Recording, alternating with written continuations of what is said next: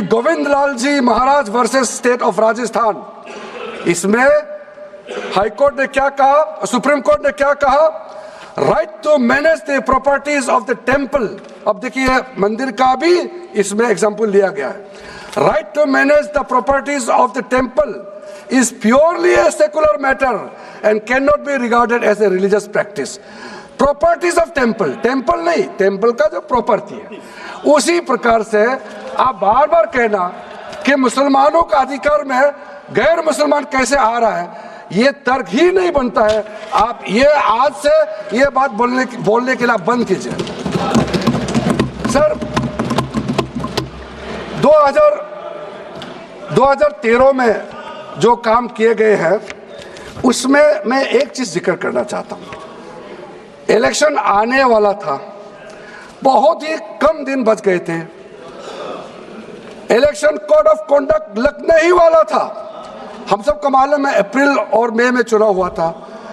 5 मार्च 2014 को उस समय का यूपीए सरकार ने 123 प्राइम प्रॉपर्टीज को जो housing and urban development ministry का तहत आता है उसको आपने दिल्ली वक्फ बोर्ड को ट्रांसफर कर दिया। क्या जरूरत था? कुछ दिन बाकी था चुनाव होने के लिए, आप इंतजार तो करते। आपने सोचा ये करके वोट मिलेंगे, लेकिन आप तो चुनाव तो हार गए, तो फायदा क्या हुआ? ऐसा काम करने से वोट नहीं मिलता है। इसलिए लोग इंटेलिजेंट है, हमारे देश के लोग समझदार है, इसलिए वोट बैंक का राजनीति के बिना हम अच्छे सोच के साथ में आज इस सदन में फिर से आए हैं। कुछ एनोमलीज है इस बिल में, तो इसको बदलना जरूरी था। मैंने एक पहले भी इसका जिक्र किया था कि आपने कहा कोई भी हिंदुस्तानी, कोई भी भारतीय वक्फ क्रिएट कर सकता है। वो 95 में ऐसा नहीं था, आपने 13 में बदलाव किया, उसको हमने फिर से 1995 का प्रावधान को फिर से रिवाइव करते हुए ये हमने जोड़ा है कि वक्फ वही क्रिएट कर सकता है जो मिनिमम 5 साल इस्लाम को प्रैक्टिस करता है। बहुत साफ साफ शब्दों में प्रावधान रखा है। सर जो वक्फ बोर्ड बने हैं, हम उसको बहुत ही सेकुलर इंक्लूसिव बनाना चाहते हैं। आपका पुराना प्रावधान को हटा करके अब हमने कहा है कि वक्फ बोर्ड में शिया भी रहेंगे, सुन्नी भी रहेंगे, बोहरास भी रहेंगे, आगा खानिस भी रहेंगे, मुसलमानों में जो बैकवर्ड है, पिछड़े लोग हैं वो भी रहेंगे, और साथ साथ में महिला भी रहेंगे और एक्सपर्ट नॉन मुस्लिम भी रहने का प्रावधान रखा गया है। सब स्वागत करना चाहिए, इसको किसी को आपत्ति होने का कोई जरूरत नहीं है। उसके बाद सर मैं थोड़ा सा इसको विस्तार करके बताना चाहता हूं। मेरा ही खुद का एग्जाम्पल मैं देता हूं। मान लो मैं मुस्लिम नहीं हूं, लेकिन मैं माइनॉरिटी अफेयर्स मिनिस्टर हूं, तो मैं सेंट्रल वक्फ काउंसिल का चेयरमैन होता है। तो मेरे होने के बावजूद उसके बाद टोटल 4 नॉन मुस्लिम हो सकता है वक्फ बोर्ड, वक्फ काउंसिल में मेंबर, और उसमें मैक्सिमम 4 नॉन मुस्लिम के साथ साथ में 2 महिला कंपल्सरी है। 2 महिला होना ही चाहिए सर। उसके बाद सर स्टेट अभी आप पूरा वक्फ बोर्ड देख लीजिए, महिला कहाँ है? महिला को भी रखा ही नहीं है, वो सिर्फ बातें करते हैं। सर 22 सर मैं स्पेसिफिक बताना चाहता हूं। सेंट्रल वक्फ काउंसिल में टोटल 22 मेंबर्स में 4 नॉन मुस्लिम से ज्यादा मेंबर नहीं हो सकते हैं। एक्स ऑफिशियो का पद को मिला करके 3 मेंबर ऑफ पार्लियामेंट होगा। मेंबर ऑफ पार्लियामेंट तो किसी धर्म का हो सकता है। जब इलेक्शन करते हैं तो कोई भी धर्म का मेंबर ऑफ पार्लियामेंट या एमएलए बन सकते हैं। सर 10 मेंबर मुस्लिम कम्युनिटी से होगा, 2 फॉर्मर जजेस होंगे सुप्रीम कोर्ट और हाई कोर्ट के, 1 advocate of national eminence member रहेंगे, 4 persons of national eminence from various field ये तो कई कमिटियों ने इसको सिफारिश किया है और एडिशनल सेक्रेटरी या joint secretary to the government of India उसमें रहेंगे। आउट ऑफ 10 मुस्लिम मेंबर्स 2 महिला अनिवार्य है, ये हमने प्रावधान रखा है। और स्टेट बोर्ड में आउट ऑफ 11 मेंबर्स 3 से ज्यादा नॉन मुस्लिम नहीं हो सकता है। एक्स ऑफिसर को मिलाकर के 1 chairperson, 1 MP, 1 MLA, 4 members from Muslim community, 2 members with professional experience, 1 member of Bar Council and joint secretary to the state government dealing with work matters. Out of 4 Muslim members, 2 shall be women. ये हमने रखा है ताकि हमारे बहनों को किसी तरीके से दरकिनार नहीं कर सके।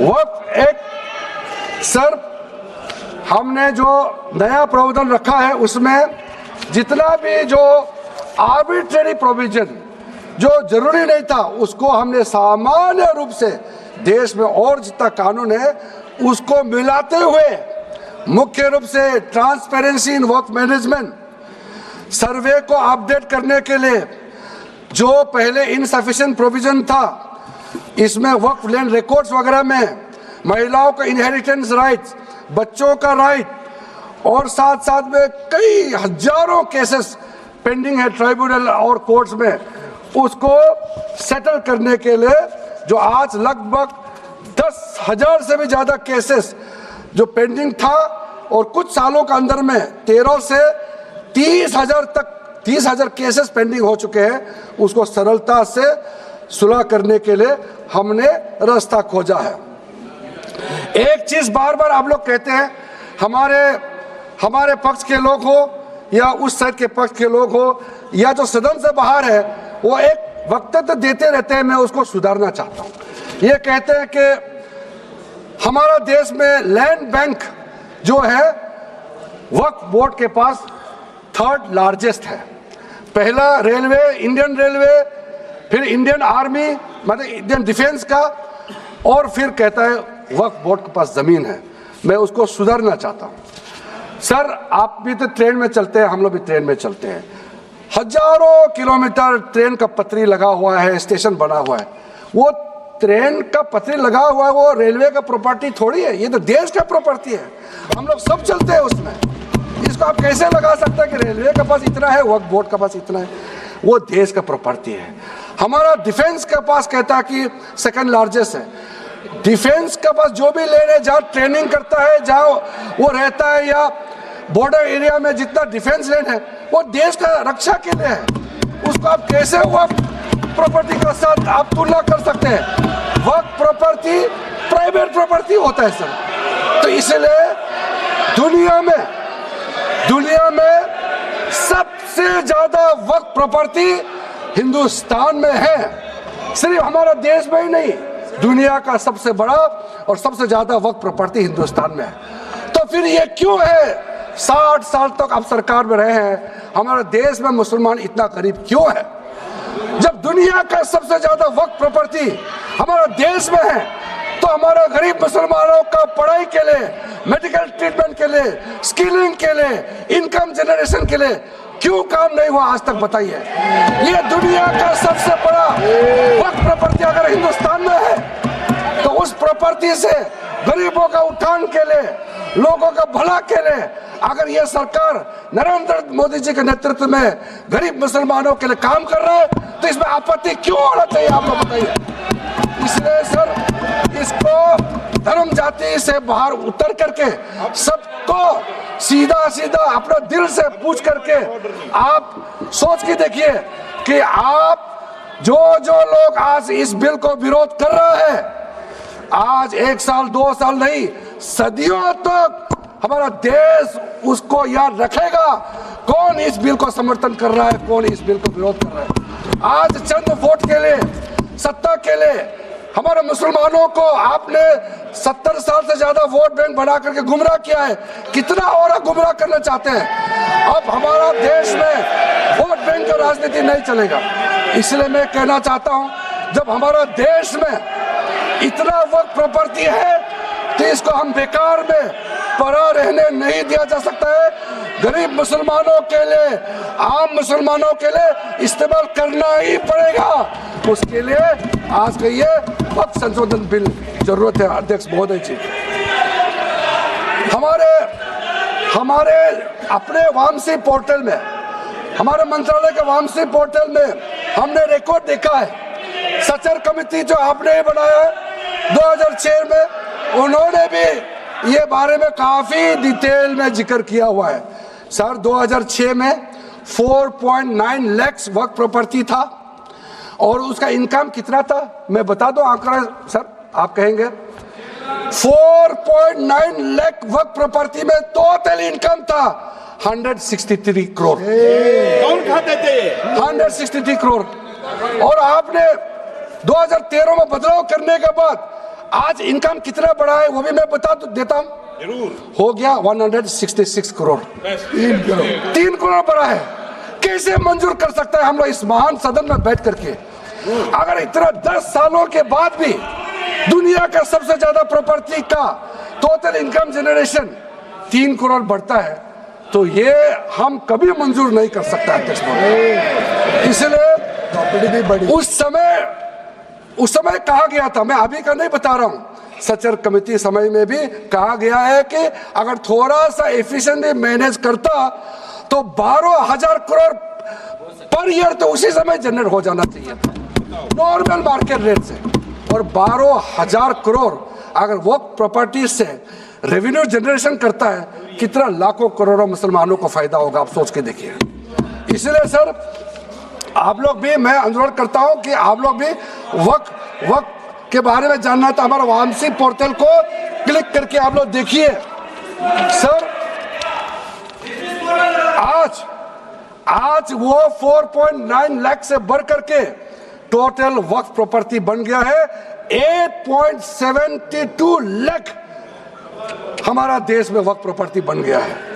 और आप कल्पना कीजिए 8.72 लाख प्रॉपर्टी वक्फ का है, उसको अगर हम सही तरीके से मैनेजमेंट करता तो हमारा मुसलमानों का ही नहीं है, देश का तकदीर बदल जाएगा। इतना प्रॉपर्टी हमारे पास। अब समझिए चीज को। सर मैंने अभी कई राज्यों का दौरा किया अध्यक्ष महोदय, मैंने कई राज्यों का दौरा किया। मैं एक एग्जांपल आपको जरूर देना चाहूंगा। मैं बहुत इंप्रेस हो गया जब मैं पिछली बार जम्मू कश्मीर गई।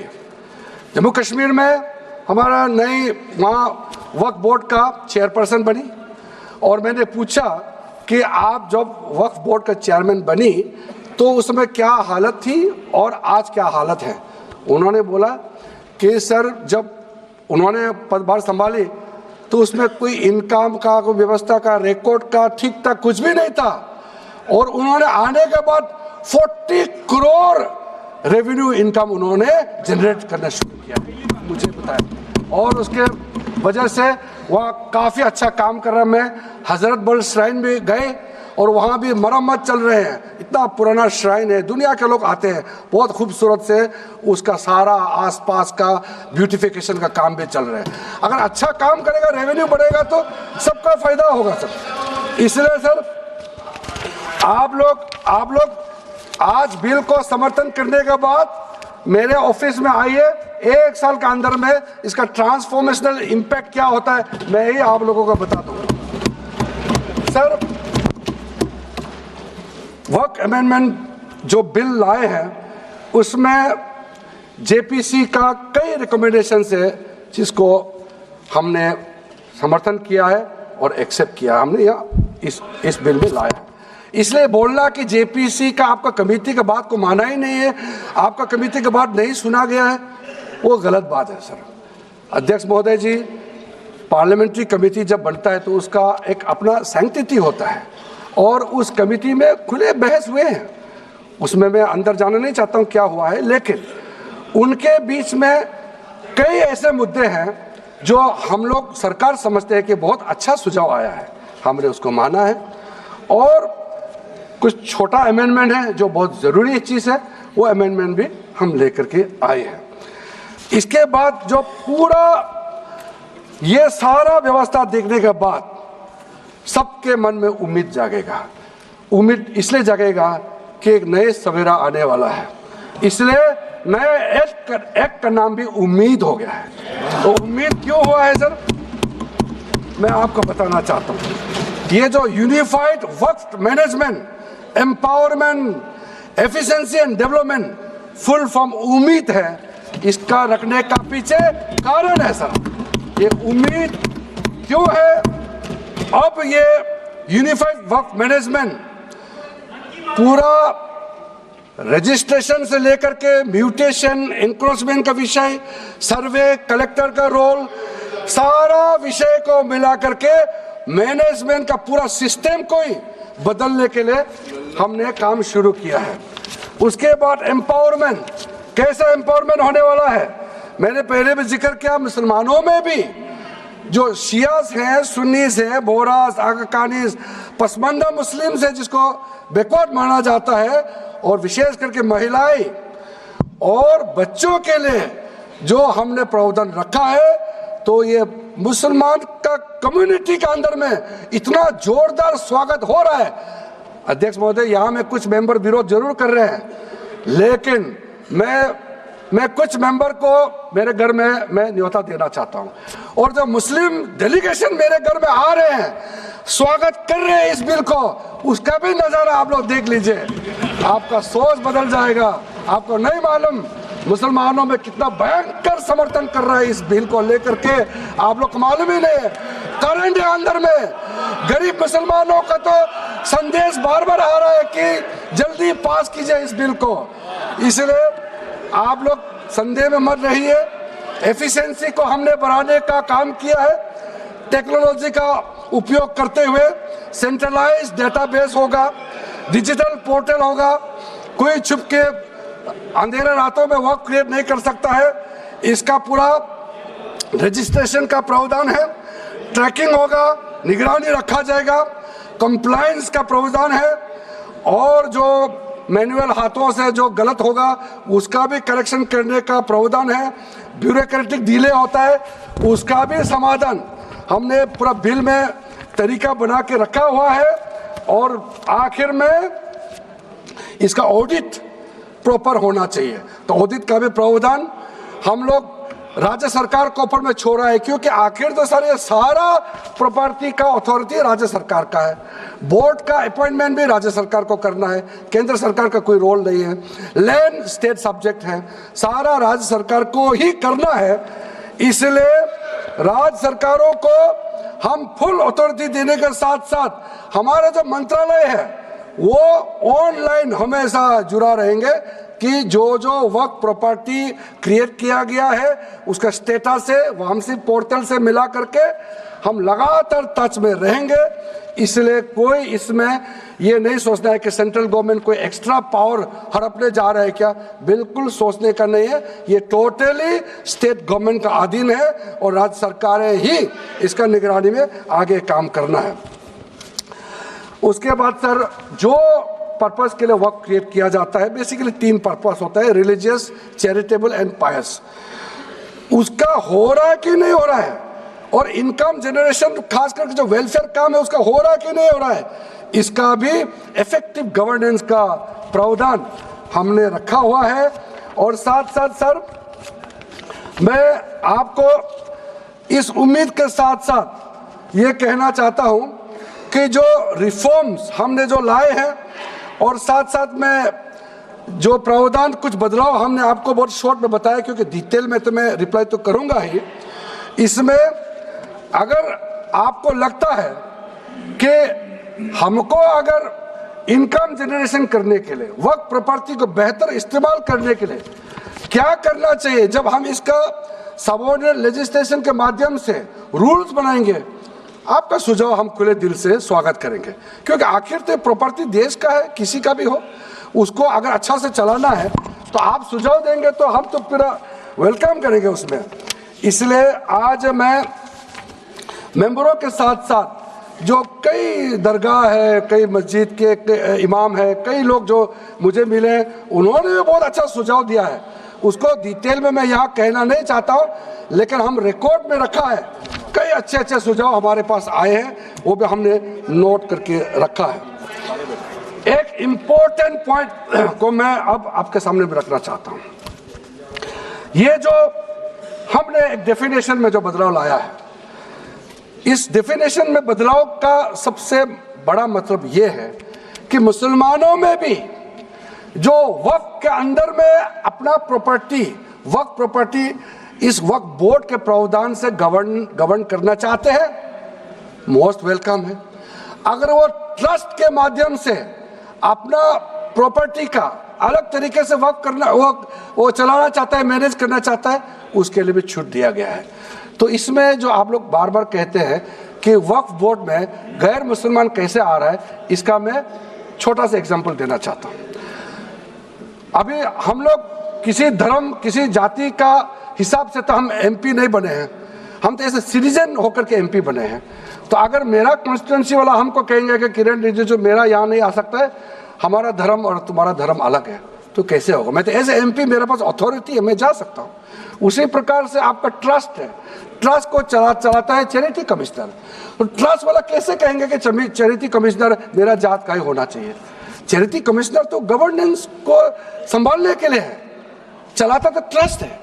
उसी प्रकार से आप कैसे कह सकते कि मेरा वक्फ प्रॉपर्टी को देखने के लिए वक्फ बोर्ड में गैर मुसलमान नहीं हो सकता है? आप कैसे कह सकते हैं?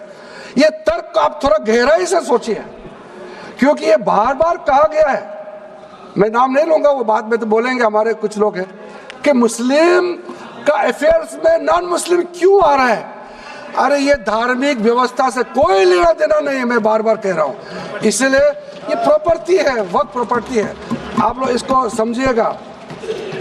उसके बाद सर, ये जो हमने जो 2013 के बाद कुछ बदलाव जो किए हैं, वक्फ बाय यूजर में कुछ लोग ने शंकाएं व्यक्त किया है, कह रहा कि वक्फ बाय यूजर हटाने के बाद अब सरकार जो है मस्जिदें छीन लेंगे, दरगाह छीन लेंगे, मुसलमानों का प्रॉपर्टी छीन लेंगे, ऐसे बोलते हुए मैंने सुना है। इस तरह का कई जगह में बोला है। मैं इसमें साफ साफ कहना चाहता हूं, हम लोग सब हर किसी ना किसी राज्य से आते हैं। We all belong to each and every part of our country. We are together.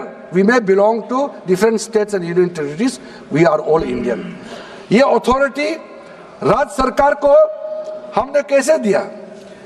जो प्रॉपर्टी वक्फ यूजर को हम लोगों ने हटाने के बाद ये प्रावधान सुरक्षित किया है, ऑथोराइज किया स्टेट गवर्नमेंट को कि जो प्रॉपर्टी रजिस्टर्ड हो चुके हैं, जब आप नमाज पढ़ते हैं, रजिस्टर्ड है, डॉक्यूमेंट है, उस पे कोई हस्तक्षेप नहीं होगा। ये कानून प्रोस्पेक्टिव है, रेट्रोस्पेक्टिव नहीं है। ये आप लोग बहुत क्लियर से सुन लीजिए, ये किसी का जमीन छीनने का कानून नहीं है। ये किसी का राइट, किसी का हनन करके उसका प्रॉपर्टी को हड़पने का नहीं है। राज्य सरकारों को अधिकार दिया गया है कि जो ऑलरेडी रजिस्टर्ड है उसका तो कोई डिस्प्यूट नहीं है, लेकिन जो डिस्प्यूटेड है, जो कोर्ट में पेंडिंग है, उसको हम यहाँ कानून बना के कैसे हटा सकते हैं? कोर्ट का पावर को तो हम ले नहीं सकते सर। इसलिए यहाँ बार बार ये लोग माइक बजा बजा करके झूठ 100 बार भी बोलो, कुछ होने वाला नहीं है। सिटीजनशिप अमेंडमेंट बिल जब लाया गया था, वही लोग हैं जिन्होंने कहा था कि सिटीजनशिप अमेंडमेंट बिल पास होकर एक्ट बन जाएगा तो मुसलमानों का हक छिन जाएगा, उनका नागरिकता खत्म हो जाएगा। आज सीए लागू हो गया, बताइए किसी मुसलमान का अधिकार छीना है? किसी मुसलमान का नागरिकता छीना है? बताइए, क्या आप माफी मांगेंगे? आपने देश भर में घूम घूम कर झूठे बातें फैलाया, आज आप साबित हो गया कि आपने झूठ बोला था, लेकिन आज आप माफी मांगने का भी हिम्मत नहीं रखते हैं। जिगर थाम के आप लोग सुनिए, ये आप आज दोबारा आप मिसलीड करेंगे, गलत बातें करेंगे तो फिर मुंह खाना पड़ेगा आपको। फिर कोई और बिल लेके आएंगे, फिर मैं आपका पर्दाफाश करेंगे फिर से। इसीलिए सर हम लोग तर्क पे जाइए, पॉइंट पे जाइए। इसलिए दूसरा, महिलाओं के लिए अध्यक्ष महोदय जी, क्योंकि फैमिली में पुरुष महिला सब होते हैं, तो इसमें हमने एक सिंपल प्रावधान रखा है कि एक कोई भी मुसलमान जब वक्फ क्रिएट करता है, सबसे पहले उस परिवार में जो महिला का अधिकार है उसको सुरक्षित करके ही आप वक्फ क्रिएट कर सकते हैं। नहीं तो पहले ऐसा होता था, वक्फ क्रिएट कर दिया, आपका बच्चों का अधिकार खत्म हो गया, महिला का अधिकार खत्म हो गया। आप वक्फ उसी प्रॉपर्टी को क्रिएट कर सकते हैं जो आपका हकदार है, जो आपका 100% हिस्सा है, उसी को ही आप वक्फ क्रिएट कर सकता है। बच्चों का और महिला का अधिकार नहीं छीन सकता है। ये बहुत बड़ा रिफॉर्म है। मुसलमानों में अगर वो चाहते हैं कि महिला आगे ना बढ़े तो ये लोग तो इसको विरोध करेंगे, लेकिन जो थोड़ा प्रोग्रेसिव सोचने वाले, जो थोड़ा बारीकी से अगर सोचेंगे तो कितना गलत बात है कि समाज में महिलाओं को दबाने का काम करते हैं और यहाँ जोर जोर से बोलते हैं। अध्यक्ष महोदय जी, सारा मैनेजमेंट जो सरकार का जमीन या प्राइवेट का जो जमीन है, इसका कलेक्टर को इन्होंने कमेटी के माध्यम से सुझाव किया है कि हर चीज कलेक्टर को क्यों ऑथोराइज किया गया है। तो कमेटी के बात को माना है कि कलेक्टर से ऊपर कोई भी अधिकारी, कलेक्टर से ऊपर जो अधिकारी है वो देखेंगे सरकारी जमीन और कोई डिस्प्यूट है वक्फ बोर्ड के साथ या किसी मुतावली के साथ डिस्प्यूट है, उसका जांच कलेक्टर के ऊपर अधिकारी करेंगे। ये कमेटी ने सुझाव दिया था और उसी को मान करके आज इस सदन में पेश किया जा रहा है। एक महत्वपूर्ण सुझाव हम लेके आ रहे हैं, अमेंडमेंट लेके आ रहे हैं, इसमें मैं मानता कोई विरोध नहीं करेगा। ये इसमें शुरू में छूट गया था, मैं सर खुले दिल से आपको कहना चाहता हूं, लेकिन बहुत सोच समझ के साथ ये प्रावधान अमेंडमेंट हम लेके आ रहे हैं कि जब आप वक्फ प्रॉपर्टी क्रिएट करेंगे तो ऐसा नहीं होना चाहिए कि आप ट्राइबल एरिया में जाकर के आदिवासी का जमीन को आप वक्फ क्रिएट कर दें। ये नहीं होना चाहिए। इसलिए हमारा देश के आदिवासियों का संरक्षण को ध्यान में रखते हुए शेड्यूल 5 और शेड्यूल 6 में आप वक्फ प्रॉपर्टी क्रिएट नहीं कर सकते हैं। ये एक महत्वपूर्ण अमेंडमेंट लेके आया है।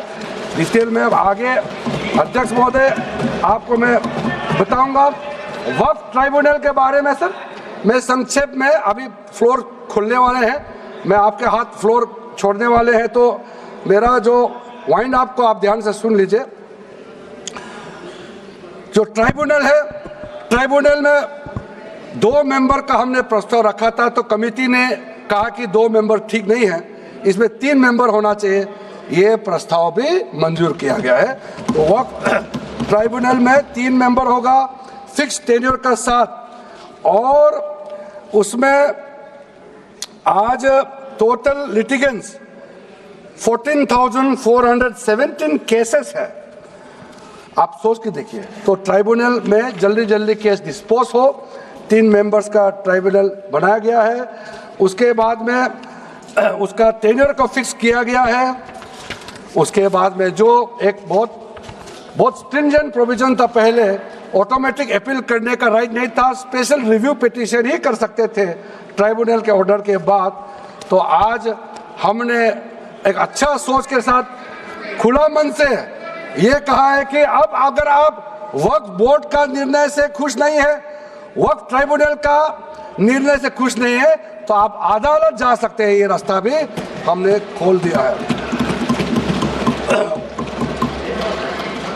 उसके बाद सर कंट्रीब्यूशन, एनुअल कंट्रीब्यूशन, ये भी आपका